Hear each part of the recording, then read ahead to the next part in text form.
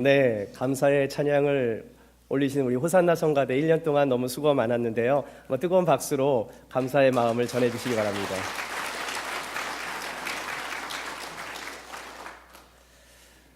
오늘은 2013년도 마지막 주일입니다. 세월이 참 빠르구나 그렇게 생각되시지 않으십니까? 어느덧 일주일이 가고 한 달이 가고 1년이 가는 속도가 예전보다 더 빠르게 느껴지시는 분들은 이제 나이가 들고 있다는 증거입니다. 어떤 분들은 인생의 속도와 자동차 속도가 비례하다고들 말합니다. 30세는 30마일로 가고 40세는 40마일, 50세는 50마일, 60세는 60마일, 70세, 80세, 90세는 계산하시려면 복잡하시니까 그냥 빨리 지나간다. 여러분 지금 몇 마일로 가시고 계십니까? 여러분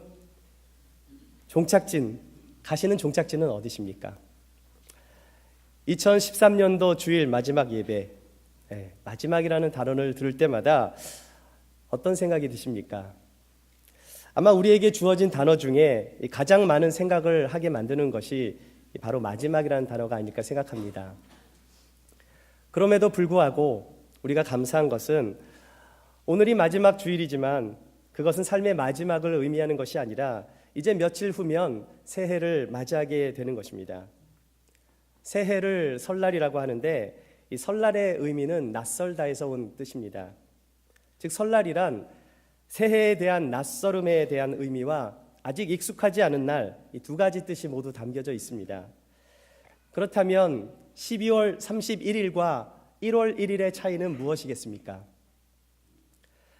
단지 24시간이라는 시간 차이로 인해서 우리가 신체적으로 피지컬리 몸이 바뀌어지지는 않을 것입니다.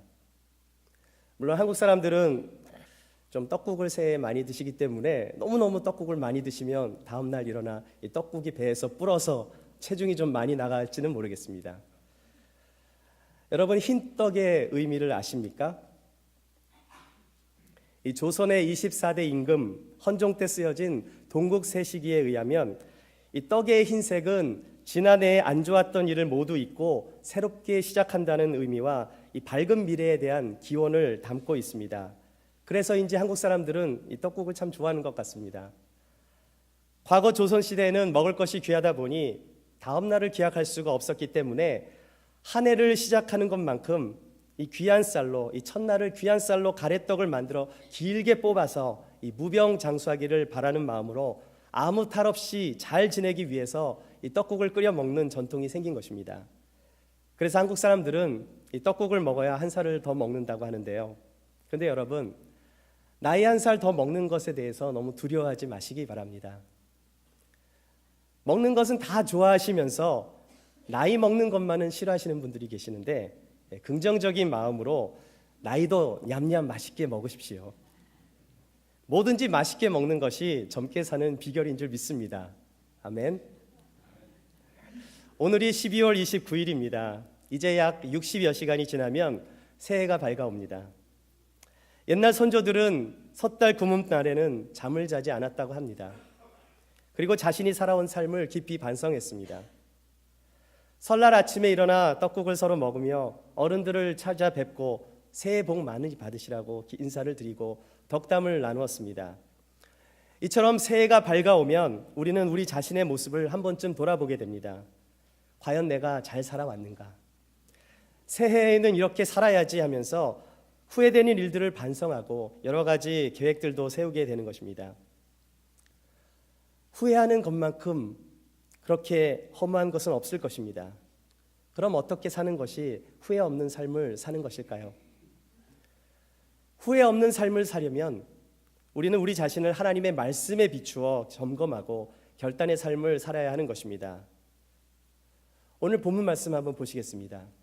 그런즉 누구든지 그리스도 안에 있으면 새로운 피조물이라 이전 것은 지나갔으니 보라 새 것이 되었도다. 짧은 문장인데 좀 말씀을 음미하면서 좀 천천히 다 같이 한번 다시 읽었으면 좋겠습니다. 그런즉 누구든지 그리스도 안에 있으면 새로운 피조물이라 이전 것은 지나갔으니 보라 새 것이 되었도다. 아멘. 오늘 본문 말씀 비록 짧지만 이 말씀 안에는 세 가지 중요한 메시지가 들어 있습니다. 첫째로 우리는 그리스도 안에 있어야 한다는 것입니다. 그리스도 안에 있어야 새로운 피조물이 된다는 것입니다. 누구든지 그리스도 안에 있으면, 그리스도 안에 있다라는 뜻이 무슨 뜻입니까? 성경을 읽다 보시면 in Christ, 이 그리스도 안에, 또 주 안에, 또는 예수 그리스도 안에, 이런 단어들이 굉장히 많이 나옵니다. 제가 예전에 이 성경에 얼마나 많은 단어들이 이 신약 성경에 있는지 일일이 다 세어본 적이 있었는데요, 놀라지 마십시오. 이 성경에 그리스도 안에 또는 주 안에, 예수 그리스도 안에라는 단어가 무려 120번이나 기록되어 있습니다. 그 뜻은 무엇입니까? 그것은 예수 그리스도 안에서만 구원이 일어난다는 것입니다.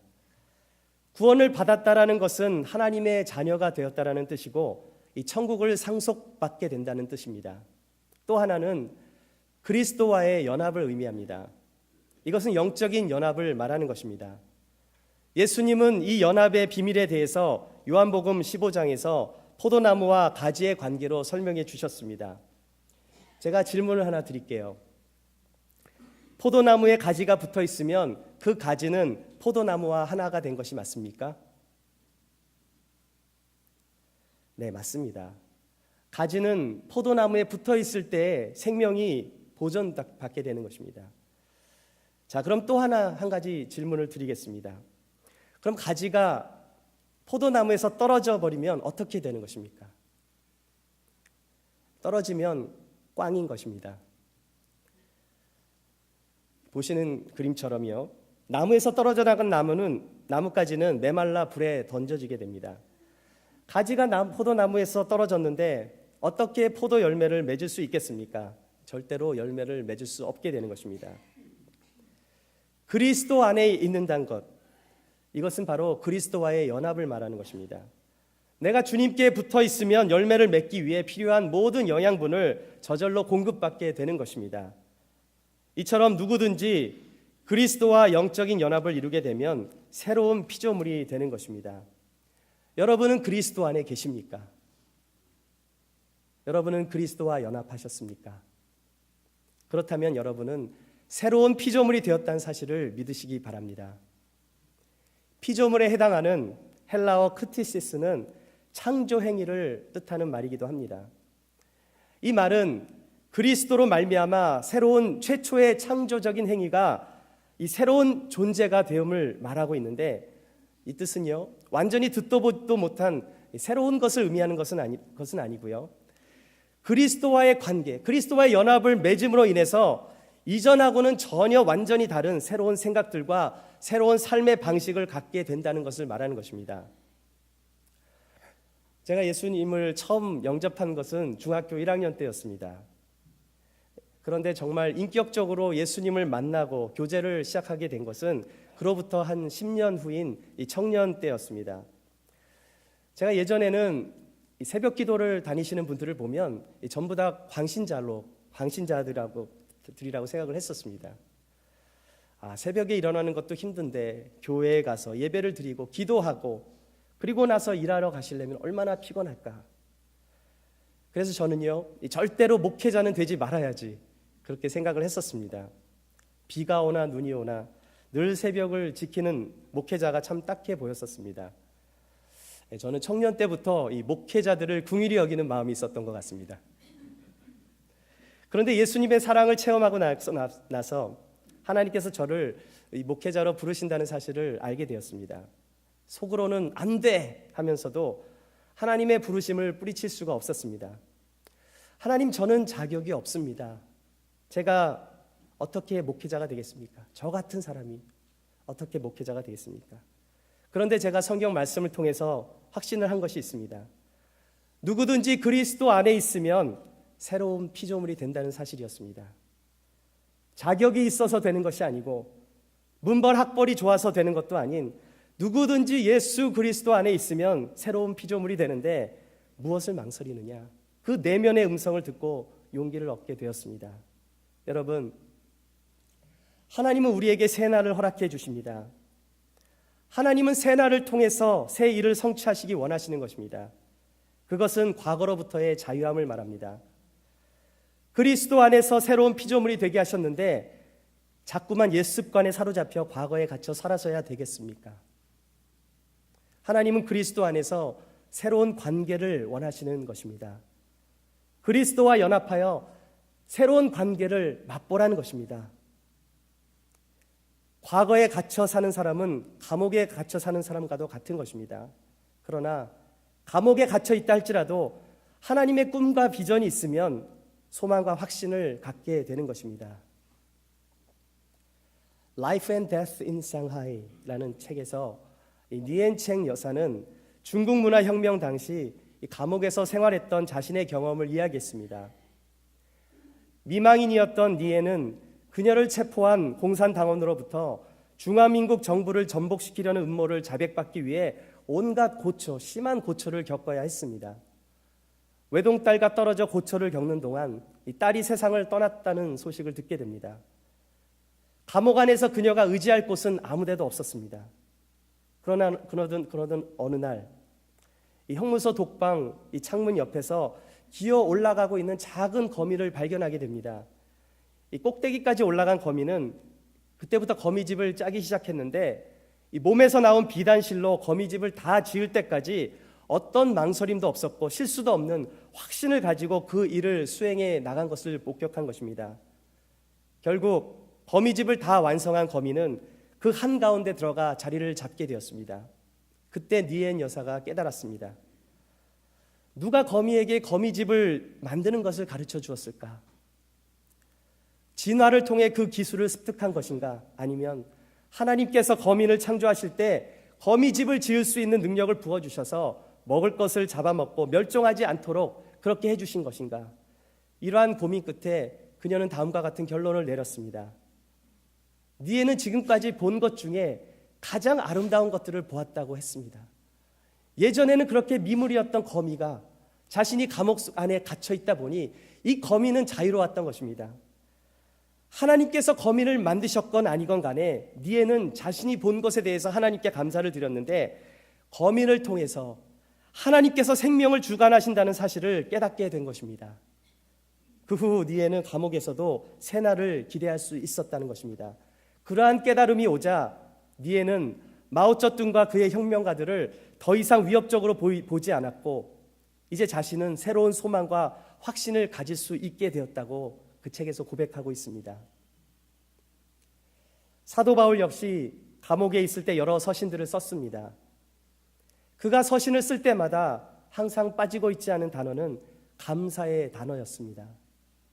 보통 사람 같으면 서신을 쓸 때 죄 없는 자신이 빨리 풀려날 수 있게 해달라고 많은 성도님들한테 중보기도를 요청했을 텐데 오히려 바울은 감옥 안에서 성도들을 위해서 언제나 기도하며 감사의 기도를 드렸었습니다. 이것이 바로 그리스도 안에서 역사하시는 하나님의 능력이 되는 것입니다. 사도 바울이 이전에는 그리스도를 핍박하는 사람이었지만 그리스도와 연합한 후에는 완전히 새로운 피조물이 되어 그리스도의 종으로 놀라운 업적을 남길 수 있었던 것입니다. 우리가 예수 그리스도를 알기 이전에는 육체적인 판단으로 살아왔지만 그리스도를 알고 난 다음에는 더 이상 과거의 메인 삶을 살지 말아야 하는 것입니다. 여러분, 과거 속에 갇혀 살지 마시고 새로운 삶을 사시기를 소망합니다. 오늘 본문이 주시는 두 번째 메시지는 이전 것은 지나가게 하라입니다. 한 해를 돌아보시면서 어쩌면 부끄러운 일들이 생각날지도 모르겠습니다. 내가 그때 왜 그랬지? 그때만 생각하면 쥐구멍이라도 들어가고 싶은 그런 후회스러운 일들이 왜 없겠습니까? 그런데 오늘 본문에는 이전 것은 지나갔다고 말씀합니다. 이전 것은 지나갔으니, 자, 이것은 과거형입니다. 그런데 지나갔으면 다 없어져야 하는데 사실 우리의 삶에서 이전 것들이 모두 사라진 것을 말하는 것은 아닙니다. 우리의 과거와 우리의 지나간 삶의 행적들은 사실 그대로 남아 있습니다. 제가 만일 교인 누군가에게 이 상처를 주었다고 가정을 해보겠습니다. 목회자도 때로는 성도들에게 상처를 줄 때가 있습니다. 그런데 어디까지나 만약입니다. 제가 그렇다는 게 아니라 만약이에요. 제가 만약에 누군가에게 상처를 주었습니다. 저에게 상처를 받으신 분이 먼 발치에서 오고 있는데 제가 어떻게 해야겠습니까? 1번, 도망간다.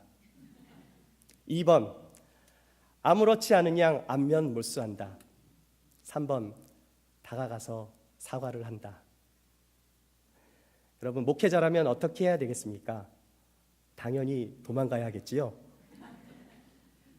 아니면 나 몰랐어 하고 안면을 몰수해야 합니까?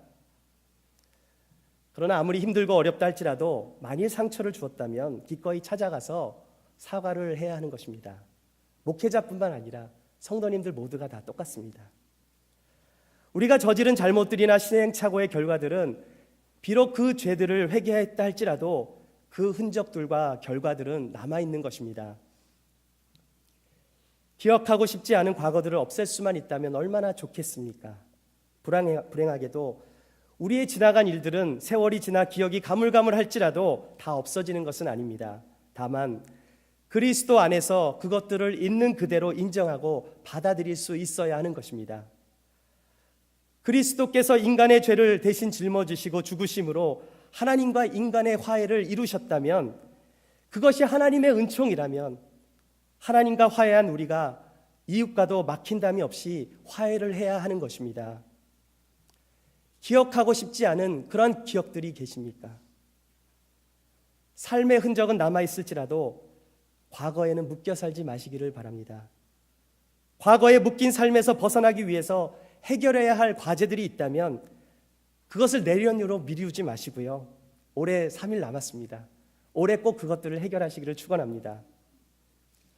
인정할 것은 인정하시기 바랍니다. 자존심 때문에 못하십니까? 예수님은 우리를 위해서 벌거벗은 몸으로 십자가형을 당하셨습니다. 하나님은 그리스도 안에서 새로운 피조물인 그분의 자녀들의 허물과 죄를 사하여 주셨기 때문에 이전 것은 지나갔다고 말씀하는 것입니다. 수직적인 관계에서 이전 것이 지나갔다면 이제는 수평적인 관계에서 이웃과의 관계를 통해 그 이웃과의 관계의 몫은 우리들의 몫이 되는 것입니다. 고난과 아픔의 시행착오의 흔적을 지우려고만 하지 마시고 그리스도 안에서 그것들을 인정하시고 받아들이셔서 이전 일들을 잘 마무리하시는 여러분들이 되시기를 소망합니다. 오늘 본문이 주시는 세 번째 메시지는 우리를 새롭게 하신다는 것입니다. 여러분, 새로운 것은 언제나 우리들의 마음을 기분 좋게 해줍니다. Brand new. 새 것이란 무엇입니까? 아직 한 번도 쓰지 않은 것입니다. 그러나 헌 것은 낡은 것입니다. 집집마다 창고에 가보시면 딱히 버리기는 아깝지만 오래되어 쓰지 않는 물건들이 많이 있을 줄 압니다. 통계적으로 2년 동안 사용하지 않은 물건들은 필요 없는 물건이라고 합니다. 자, 우리의 삶에서 오래된 것은 무엇이 있겠습니까? 사람들에게 보이고 싶지 않은 나만의 비밀은 없으십니까? 오랜 동안 이 모습만큼은 보이고 싶지 않은 것, 하나님이 기뻐하시지 않는 가려진 것, 예수님은 빛으로 오셨는데 이 부분만큼은 빛이 들어오지 않았으면 하는 것은 없으십니까? 우리의 상처들, 쓴뿌리들, 삶에서 망가진 것들, 드러나지 않는 죄들, 이 영역은 누구도 들어올 수 없는 영역입니다. 하나님의 만지심이 필요한 모든 영역이 이 부분에 해당이 됩니다. 그런데 하나님은 헌 옷을 새 옷으로 입혀주시겠다는 것입니다. No matter what you do, if you are in Christ, you are a new creation. The old has gone, the new has come. 여기서 말하는 새 것이란 아주 중요한 의미가 담겨져 있습니다. 과거가 전혀 없는 새 인간이 된다는 의미가 아니라 과거에 묻혀 살지 말고 과거를 바꾸며 새 역사를 만들어 나가라는 뜻입니다. 새 것이 되려면 없어지지 않는 과거를 그리스도 안에서 새롭게 써 나가야 하는 것입니다. 우리가 완벽한 사람이 아닌데 세상에서 관계를 잘 못할 수도 있는 것입니다. 실수를 할 수도 있고 잘못을 할 수도 있습니다. 새 옷을 갈아입어도 더러운 것이 묻으면 버릴 필요는 없습니다. 또다시 세탁해서 입으면 되지 않습니까? 그런데 문제는 방관하는 것입니다. 세탁하는 것이 귀찮다는 것입니다. 그냥 내버려 두시오. 내 뜻대로 살겠다입니다. 내가 내 마음대로 살겠다는데 간섭하지 마시오. 그 공간만큼은 하나님도 들어오시기가 어렵습니다. 하나님은 인격적인 분이시기 때문입니다. 새 옷을 입으셨으면 새 옷을 누리셔야 하는 것입니다. 요즘 유행하는 말로 누려, 새 옷을 누리십시오. 새로운 옷을 입었으면 흙탕물에 들어가지 않는 것입니다. 잘못해서 흙탕물이 튈 수는 있겠지만 화가 난다고 해서 흙탕물 속에 들어갈 필요는 없는 것입니다. 우리의 잘못된 습관들이 있다면 거기서부터 돌이키셔야 합니다. 그리스도인답지 않은 생활 방식이 있다면 새롭게 바꿔나가야 하는 것입니다. 부정적이고 불평하는 입술에서 감사를 선택하시기 바랍니다. 그리고 하나님이 입혀주신 새 옷을 입으시기 바랍니다. 마음은 원이로되 하고 싶은 것은 많지만 그동안 못한 것이 있다면 리스트를 만들어서 카운트해 보십시오. 올 한 해 동안 잘하지 못한 것들이 있습니까? 여러분, 한번 새로운 마음으로 하나님이 원하시는 것이 무엇일지 리스트를 만들어서 카운트해 보시고 새해부터 실행해 보시기 바랍니다. 아니, 3일 남았습니다. 새해가 오기 전에 청결해야 될 것, 해결해야 될 모든 것들을 다 해결하고 새해를 맞이하시기 바랍니다. 섬김을 못하신 분들은 섬김을 하시면 되는 것입니다. 사랑을 받기만 하셨다면 사랑을 베풀어 보십시오. 하나님께 은혜를 많이 받으셨습니까? 이웃과 그 은혜들을 나누어 보십시오. 부정적인 언어들 사용했던 것들이 기억나십니까? 지금부터라도 축복의 언어를 사용하십시오. 하나님께서 선한 일을 좋아하신다면 선한 일을 해보시는 것입니다. 저는 싸움을 잘하는데 어떻게 해야 합니까? 그렇다면 성도들과 싸우지 마시고 사탄과 싸우시기를 축원합니다. 새 것이 된다는 것은 나의 삶을 그리스도가 원하시는 삶의 방향으로 지속적으로 바꿔 나가는 것을 의미합니다. 그리스도인에게 있어서 어제는 헌 것이고 오늘은 새 것이 되는 것입니다. 어제의 역사를 통해서 오늘을 새롭게 쓸 수 있어야 하는 것입니다. 그것은 과거를 교훈 삼아 성장해야 함을 의미합니다. 그리스도 안에서 우리는 성장해야 하는 것입니다. 이런 성장은 그리스도인으로서 이 땅을 살아가는데 굉장히 중요한 의미가 있는 것입니다. 변화가 없다면, 나의 모습이 옛날 그대로의 모습이라면 어떻게 다른 사람들을 그리스도께로 인도할 수 있겠습니까? 새로운 피조물이 되셨다면 그리스도 안에서 날마다 새로운 삶을 살아야 하는 것입니다. 사도 바울은 고린도전서 15장 13절에서 나는 날마다 죽노라라고 말했습니다. 날마다 나의 자아와 나의 의지를 죽이고 그리스도의 생각과 의지를 따를 때에 우리는 새롭게 살 수 있는 것입니다. 골로새서 3장 9절을 보십시오. 옛사람과 그 행위를 벗어버리라고 말씀합니다.